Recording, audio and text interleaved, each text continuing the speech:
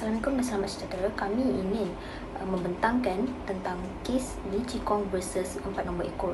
Dalam kes ini adalah mengenai saudara Lee tidak berpuas hati dengan cara syarikat dan hal ehwal yang dijalankan adalah kerana perayu dan saudaranya adalah pemegang saham minoriti dalam syarikat responden pertama yang menjalankan loteri dan baki responden adalah pemegang saham majoriti dalam syarikat. Kerana itu mereka mahu mengambil kes ini ke mahkamah. Pricewaterhouse telah dilantik untuk menilai saham-saham tersebut dan mereka buat demikian. Perayu membuat permohonan terhadap penilaian Pricewaterhouse dan rayuan kepada Mahkamah Persekutuan telah ditolak. Sebagai tambahan pada alasan yang dibangkitkan dalam petisi rayuan di hadapan Mahkamah Persekutuan, perayu berujar bahawa sebagai laporan akaunten hanya berdasarkan perkara dokumentari yang mereka sebutkan iaitu memorandum dan artikel persatuan dan akaun yang diaudit dan tidak diaudit. Terdapat kesilapan pada dasarnya yang mencabut penilaian.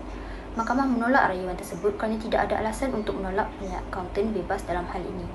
Tiada kes mengapa penilaian yang adil dan sesama tidak dapat dibuat atas pertimbangan hanya mengenai bahan yang disebutkan secara khususnya dalam laporan dan tidak ada bukti pakar yang menunjukkan bahawa tidak dapat mempengaruhi kes ini. Berdasarkan kes Civil Law Ordinance 1996 Seksyen 3 menunjukkan mengadopsi Undang-Undang Inggeris ditadbir pada tarikh pokok kuasa sehingga tarikh berikutnya dalam kuasa Inggeris tidak termaktub. Diikuti kronologi kes ini, 1969 syarikat telah ditubuhkan dan mula operasi. 23 Januari 1973, perayu memfailkan petisi rayuan di mahkamah. 5 Julai 1973, perintah persetujuan dibuat bahawa responden harus membeli saham pemohon dan saudara di syarikat itu. 6 Ogos 1973, pemohon memohon saman untuk pelantikan Pricewaterhouse dan Co. 10 September 1973, mahkamah menyetujui saman pemohon dan meluluskan Pricewaterhouse dan Co. Disember 1973, Pricewaterhouse dan Co. melaporkan secara bertulis seperti berikut. Kami merujuk pada surat anda pada 16 Julai 1973 dan perintah mahkamah pada 10 September 1973 di mana kami dilantik untuk menentukan 4 Mac 1974, rayuan perayu ditolak oleh Mahkamah Tinggi 1 Oktober 1974 dan perkara itu disampaikan ke lembaga penguasa mereka dengan alasan akhir yang diberikan 17 Mac 1975 Mahkamah Persekutuan kepada perayu untuk membuat rayuan dari penolakan kes itu kepada Yang di-Pertuan Agong. Siti Nurbaikis binti Zulizam. Okey, untuk fakta kes yang pertama ialah peruntukan pertama akan memberi fleksibiliti kepada sistem perunding di Malaysia.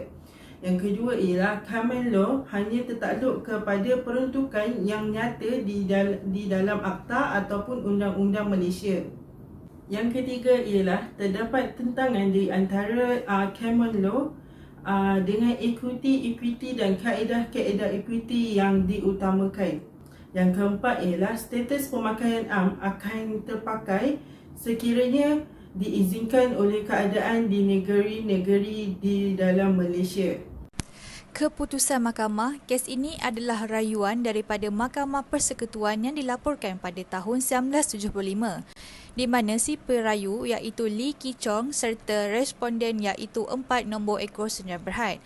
Pada 1973, si perayu dan abangnya tidak berpuas hati dengan syarikat serta cara pengurusannya. Maka pada 23 Januari 1973, si perayu membuat petisyen di Mahkamah Tinggi di bawah Seksyen 181 Akta Syarikat 1965 iaitu mengenai sistem penindasan. Perayu dan abangnya adalah pemegang saham minoriti. Pada awalnya, syarikat responden menjalankan perniagaan loteri dan selebihnya responden adalah pemegang saham dan lain-lain adalah pemegang saham majoriti di dalam syarikat. Kerana itu, mereka mahu membawa kes ini ke mahkamah. Atas permohonan perayu, Tuan Pricewaterhouse dilantik untuk menilai saham. Perayu membuat permohonan bahawa penilaian Tuan Pricewaterhouse ditolak. Dengan keputusan yang telah dipersetujui bahawasanya semua saham perayu iaitu Lee Chi Kong dan abangnya dibeli oleh semua atau mana-mana responden iaitu 4 nombor ekor syam berhad dengan harga yang adil dan saksama. Yang juga nilai harganya dipersetujui oleh firma akaunten serta persetujuan mahkamah yang selaras dengan persetujuan mahkamah.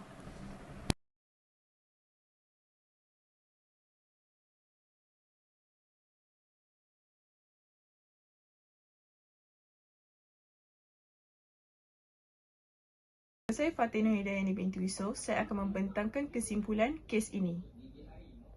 Undang-Undang Malaysia terutama didasarkan pada sistem Perundangan Common Law, Undang-Undang AM dan Undang-Undang Tertinggi, kami adalah Perlembagaan Persekutuan selepas tahun 1988 berdasarkan Perkara 121-1.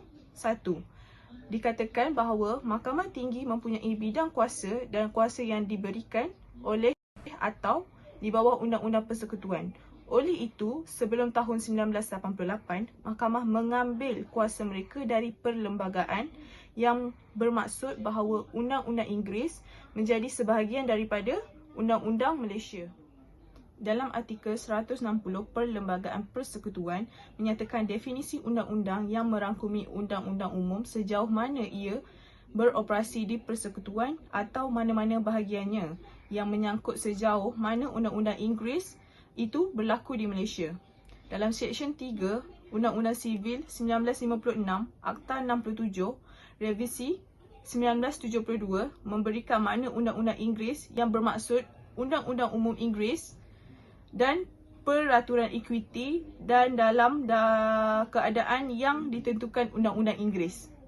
Pada tahun 1963 yang ketika Malaysia dibentuk, terdapat 3 undang-undang berasingan yang benar menerapkan Undang-Undang Inggeris yang merupakan Undang-Undang Sivil 1956 CLO 1956 di Semenanjung Malaysia. Penerapan Undang-Undang Ordinans 1951 di Sabah dan juga pemakaian Undang-Undang Ordinans 1949 di Sarawak. Mulai 1 April 1972,